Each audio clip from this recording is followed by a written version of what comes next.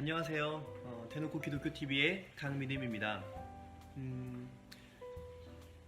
예수님을 믿는 신자라면 정말 다들 고민하고 있는 문제가 하나가 있어요. 그게 뭐냐면 어떻게 하면 변화될 수 있을까에 대한 부분입니다. 이 변화에 대해서 관심이 많을 수밖에 없는 이유가 뭐냐면 이 열매라는 건 내가 정말 예수님을 주인으로 믿고 있다라는 증거물이기 때문이죠.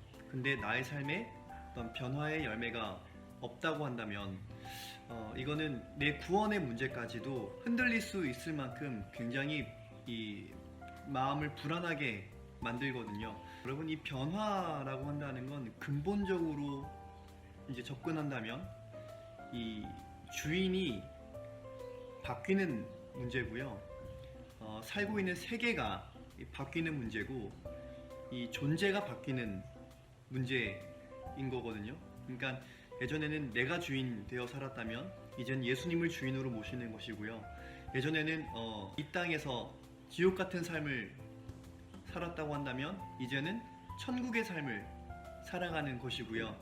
그리고 예전에는 죄인으로 살았다면 이제는 죄를 지을 수 없는 의인으로, 그러니까 새로운 피조물된 나의 모습, 이 존재가 바뀐 거죠. 으로 살아가는 거거든요. 근데 이 이전의 삶과 이후의 삶의 이 변화를 정확하게 구분짓는 경계선이 필요한데 이 경계선이 없으면은 우리는 항상 이 왔다 갔다 한다는 거죠. 그러니까 때로는 은혜 받아서 열심히 하나님 섬길 때만 해도 섬기는 순간에는 이쪽 세계에 머물러 있다고 생각을 하다 보니까 나름대로 안전하다고 여기는데 사실상 이쪽 세계에 머물러 있을 때보다 이쪽 세계에 더 많이 머물러 있는 자신을 발견할 때가 많다라는 거예요. 그러니까 나는 아직 변화가 안 됐나? 내 안에 성령님이 안 계시나? 난 아직 구원받을 만한 자격이 없나? 막 그런 생각을 하는 거죠. 여러분, 그래서 우리에게 요구되어지는 게 뭐냐면 굴복이에요.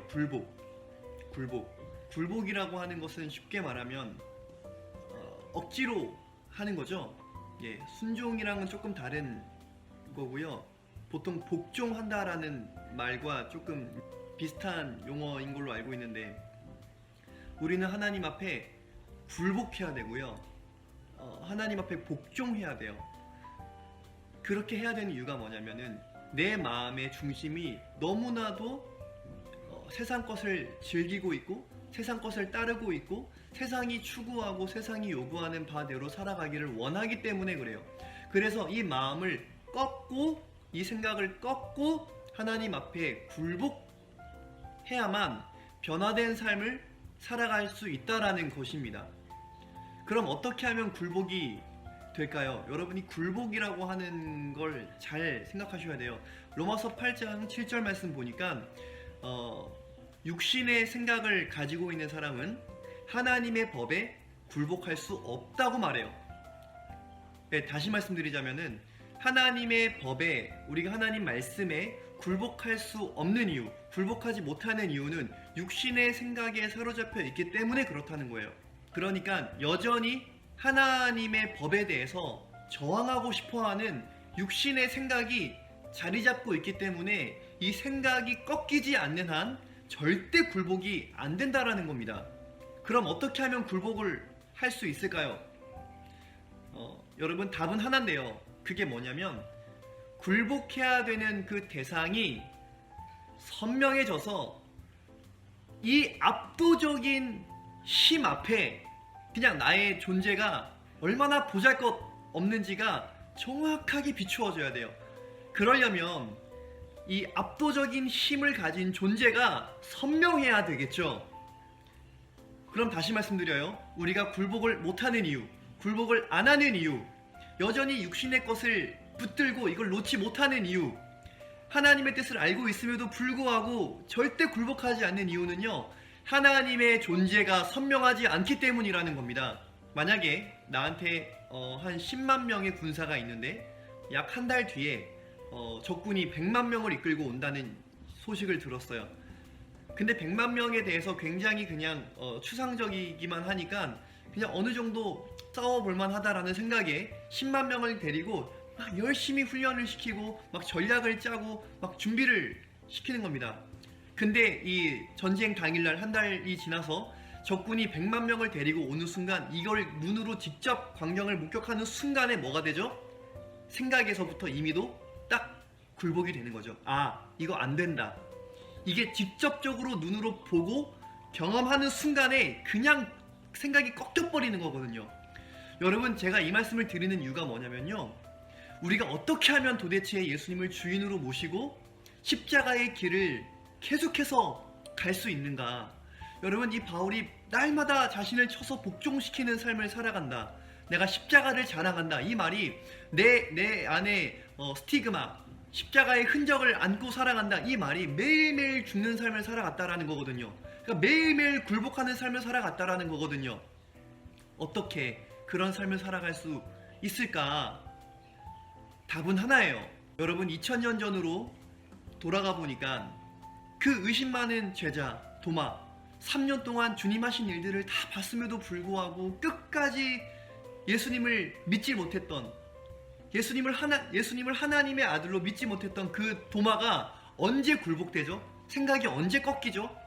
예, 부활하신 예수님을 만남과 동시에 그 의심의 생각이 완전히 박살난 거예요. 3번이나 예수님을 부인하고 3년이나 같이 따라다녔지만, 그리스도라고 고백도 했지만 정말 하나님이라고 믿을 수 없었던 그 베드로의 생각이 언제 꺾이죠? 부활하신 예수님을 만나고 꺾인 거예요. 여러분, 예수님의 동생 야고보의 그 생각, 어떻게 형을 하나님으로 믿습니까? 근데 그 하나님으로 믿게 된 게 언제냐면은, 정확하게 고린도전서 15장에 보니까 예수님께서 죽으시고 성경대로 죽으시고 그 예언대로 부활하셔서 처음에 게바에게 보이셨다, 베드로한테 보이셨고 12제자에게 보이셨고 야고보에게 보이셨다라고 정확하게 말하고 있어요. 그러니까 야고보도 부활하신 예수님을 만나고 나서 이제 생각이 완전히 꺾인 거거든요. 그러니까 이 생각의 굴복이 이루어지고 나니까 이젠 이분을 주인으로 모시고 살아갈 수밖에 없게 된 거예요. 여러분, 사도행전 17장 31절 보니까 예수님의 부활 사건은 예수가 하나님이심을 확증하는 믿을 만한 증거라고 말하고 있어요. 이 증거가 뭐냐면은, 결국에는 이 법정에서 이 죄인은 증거 앞에 꼼짝 못하죠. 아무 말도 못하는 겁니다. 아까 처음 말씀드렸던 내가 주인된 세계와 예수님이 주인된 세계를 계속 왔다 갔다 하는데 이 경계선이 모호하다고 그랬잖아요. 여러분, 근데요, 믿을 만한 증거, 예수가 하나님의 아들이신 증거, 예수가 나의 주인이신 증거가 정확하고 선명하면요, 이 경계선이 정확하기 때문에 절대로 예전의 삶으로 돌아갈 수 없게 됩니다. 내 안에 성령께서 이것을 허용하지 않아요. 더 이상 내 머리로 합리화시킬 수가 없게 된다, 이 말입니다. 여러분, 말씀 하나 볼게요. 자, 고린도후서 10장 4절 5절 말씀인데요, 제가 읽어드릴게요. 우리의 싸우는 무기는 육신에 속한 것이 아니요 오직 어떠한 견고한 진도 무너뜨리는 하나님의 능력이라. 그러니까 우리가 뭘로 싸우냐 이 말인데, 육신에 속한 것으로 싸우는 게 아니라 어떤 견고한 진이라도 무너뜨리는. 여러분, 우리가 살아가다 보면은 이 내 경험과 내 생각에 얽매일 때가 분명히 있거든요. 아, 난 말주변이 없어서 전도를 못해요, 막 이런 거 있잖아요. 나는 원래 소심하고 상처가 워낙 많아가지고 나한테 막 모진 말 하면 난 그런 말 못 받아들여요. 이런 사람들 있잖아요. 여러분, 이게 사실은 어떻게 보면은 이 견고한 진이거든요. 하나님은 그렇게 말씀하신 적 없어요. 모든 사람에게 빛이라 말씀하셨고요, 어떠한 상처와 어떠한 우울증이라도 주 안에 있는 자는요, 기쁨과 감사함으로 누릴 수밖에 없는 줄 믿습니다. 어떤 견고한 진이라도 무너뜨리는 하나님의 능력을 가지고 싸운다 라는 겁니다. 그 다음 말씀 보세요. 모든 이론을 무너뜨리며 내 생각과 어떤 내 경험과 내 상식과 다 무너지는 겁니다. 하나님을 아는 것을 대적하여 높아진 것을 싹 다 무너뜨린다. 처음 말씀드린 그거죠. 굴복을 못하는 이유는 내 생각에 사로잡혀서 하나님의 법에 자꾸만 저항하는 이 생각의 힘이 있는데 이걸 무너뜨린다라는 거죠. 모든 생각을 사로잡아 그리스도께 복종하게 한다 라고 말합니다. 이 하나님의 능력이 선명하면 이 능력 앞에 나는 얼마나 무능한지가 비추어지는 거 아니겠어요? 그 능력을 가지신 하나님의 존재가 부활로 선명해지니까 하나님이 얼마나 크고 얼마나 위대하고 얼마나 전능하신 분인지가 선명해지니까 이 알량한 내 경험과 내 생각을 가지고 더 이상 내 인생을 살아갈 수가 없는 거예요. 여러분, 전능자가 함께 하시니까, 이분의 지혜로 살아가니까, 이분의 능력으로 살아가니까 내가 사는 것이 아니요 그리스도께서 사시는 것이라, 이분이 산다라는 것이 부활의 증거로 정확하고 선명하니까 이제는 범사에 하나님을 인정하며 하나님의 뜻대로 매 순간 굴복하며 살아갈 수 있는 것입니다. 여러분, 이 증거 앞에 굴복이 돼버리니까 이제는 어떤 삶이 되는 거냐면 하나님의 통치를 받는 삶이 되는 거예요. 굴복하면 굴복할수록 어떤 게 생기냐면은 하나님의 뜻대로 살아가고 있는 자만이 누릴 수 있는 이 담대함과 떳떳함이 생깁니다. 그러니까 어떠한 환경과 어떠한 상황 속에서도 예레미야 29장에 있는 말씀처럼요, 우리를 향한 하나님의 생각은 미래고 소망이고 평안이라 그랬잖아요.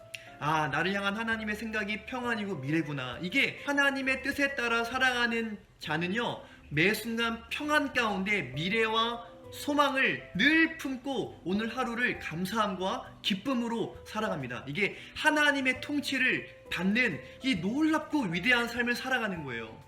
전능하신 하나님이 함께한다라고 하는 확신이 있으니까 절대로 내가 주인 돼서 또 살아갈 수 없는 겁니다.